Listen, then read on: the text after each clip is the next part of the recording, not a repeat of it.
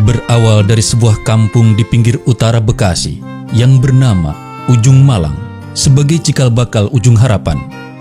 Sebuah daerah yang sejuk dan damai, keramah tamahan masyarakatnya terlihat jelas dari kehidupan sehari-hari penduduknya. Di antara sekian banyak penduduk yang tinggal di kampung tersebut, terdapat sebuah keluarga yang sangat harmonis, rukun, dan taat beragama. Dari keluarga inilah lahir seorang anak yang kelak akan menjadi seorang tokoh karismatik, seorang ulama yang juga sekaligus sebagai pejuang kemerdekaan. Nur Ali namanya, seorang anak yang memiliki tekad kuat untuk menciptakan kampung Ujung Malang menjadi kampung surga. Ia dilahirkan pada tanggal 15 Juni 1913 dan merupakan anak keempat dari pasangan Haji Anwar bin Haji Layu dan Hajah Maimunah binti Tarbin. Nur Ali kecil, tumbuh dan berkembang layaknya anak-anak lain pada umumnya. Sejak kecil, ia sudah memiliki kelebihan-kelebihan dibanding anak-anak lain seusianya. Sejak kecil, ia sudah gemar belajar ilmu-ilmu agama. Dan pada usianya yang ketujuh, atau sekitar tahun 1921, ia belajar pada guru maksum di Ujung Malang sampai tahun 1923. Kemudian pada tahun 1923 sampai tahun 1929, ia belajar pada Kiai Haji Mugni. Dari Kiai Haji Mugni inilah ia mengenal Kiai Haji Ahmad Marzuki di daerah Cipinang, Jakarta Timur, dan belajar kepada beliau pada tahun 1929 sampai tahun 1933. Di tempat inilah Nur Ali mengenal sejumlah teman yang kelak menjadi ulama terkenal di bilangan Jabodetabek. Di antaranya adalah Abdullah Syafi'i, Abdurrahman Sodri, Mukhtar Tobroni, Hasbiallah, dan lain-lain.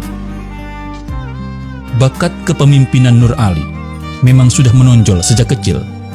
Ia tak mau berada di belakang di saat bermain, sehingga dalam sebuah kesempatan, ia senantiasa menjadi pemimpin.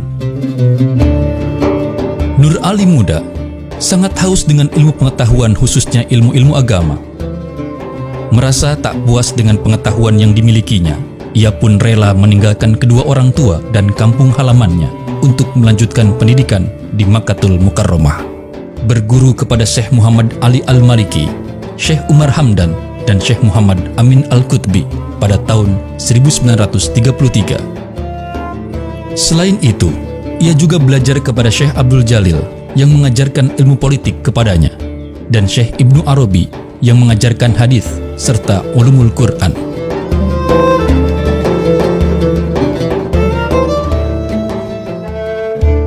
Setelah cukup lama ia mereguk ilmu pengetahuan di tanah kelahiran Nabi Muhammad SAW itu, Nur Ali kembali ke kampung halamannya awal tahun 1940.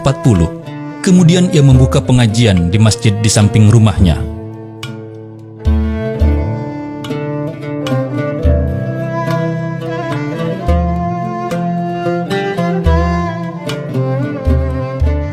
Pada April 1940, ia naik pelaminan dengan Siti Rohmah, putri Guru Mugni, yang tak lain dan tak bukan adalah guru mengajinya di Ujung Malang.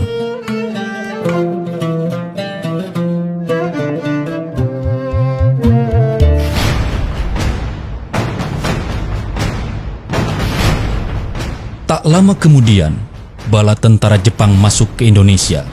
Kebijakan politik yang baru ini adalah merangkul umat Islam karena mereka melihat bahwa umat Islam merupakan mayoritas di Nusantara.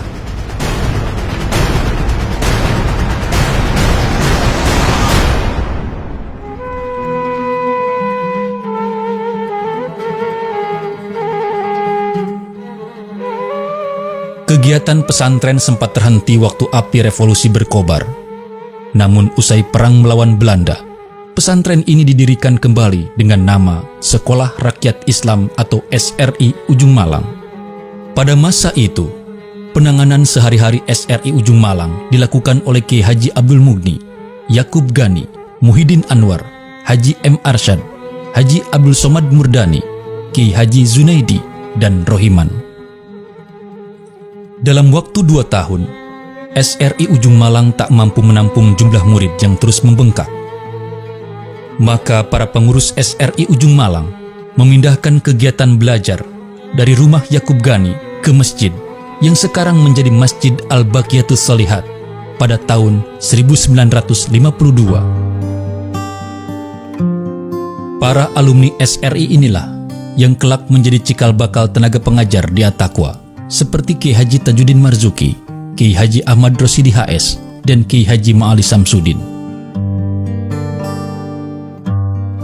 Kiai Haji Nur Ali mendirikan Organisasi Sosial Pembangunan Pemeliharaan dan Pertolongan Islam atau P3 Islam Ujung Malang. P3 Islam ini didirikan oleh para tokoh masyarakat Ujung Malang yang diketuai oleh Kiai Haji Nur Ali dan dibantu oleh Kiai Haji Mahmud Maksum, Haji Marzuki Anwar, Haji Mahbub Ma'an, Guru M. Zain Mugni, Jailani As'ari, HM Hasan Latif, dan Haji Romli Gudang, yang pada tahun 1956 berstatus yayasan. Tak ketinggalan, Kiai Haji Nur Ali memerintahkan Kiai Haji Abdurrahman untuk mendirikan pesantren Bahagia di Kampung 200. Selanjutnya, ia mendirikan Madrasah Tsanawiyah atau MTS dan Sekolah Persiapan Madrasah Menengah atau SPMM At-Taqwa. Sedangkan untuk pendidikan putri, pada tahun 1964 didirikan Madrasah Al-Baqiyatus Shalihat. Pada tahun 1986 terjadi perubahan dari Yayasan P3 Islam menjadi Yayasan At-Taqwa. Kemudian Kiai Haji Nur Ali melimpahkan tampuk kepemimpinan Yayasan At-Taqwa ini kepada anaknya, yakni Kiai Haji Muhammad Amin Nur. Namun beliau masih tetap mengajar sambil memberikan bimbingan. Imanun billah, satu ialah beriman pada Allah.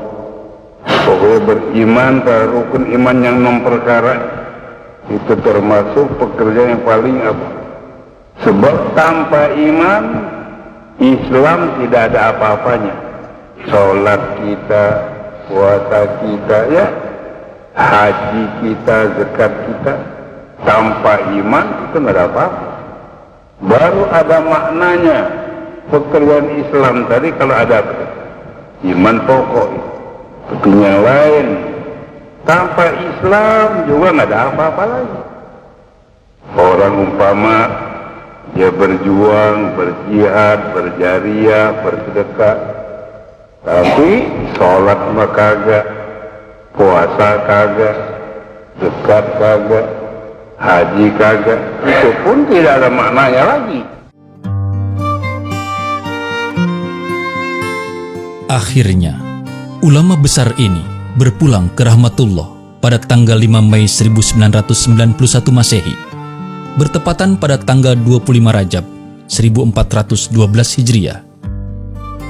Dengan meninggalkan beberapa orang anak yang kini berperan aktif dalam membantu perkembangan Yayasan At-Taqwa. Mereka adalah almarhumah Hajah Faridah Nur, Hajah Solihah Nur BA, Kiai Haji Muhammad Amin Nur MA, Hajah Atikoh Nur MA, Hajah Ulfah Nur SAG, Kiai Haji Nurul Anwar LC, Hajah Wardah Nur LC, Hajah Aisyah Nur, Hajah Abidah Nur LC, dan Hajah Mahmudah Nur LC. Kini, sang singa Karawang Bekasi itu telah tiada. Namun perkampungan surga yang dibangunnya masih berdiri tegak di Kampung Ujung Harapan, Bahagia, Bekasi. Semoga harapan dan kebahagiaan senantiasa terpancar dari pesantren ini untuk selamanya.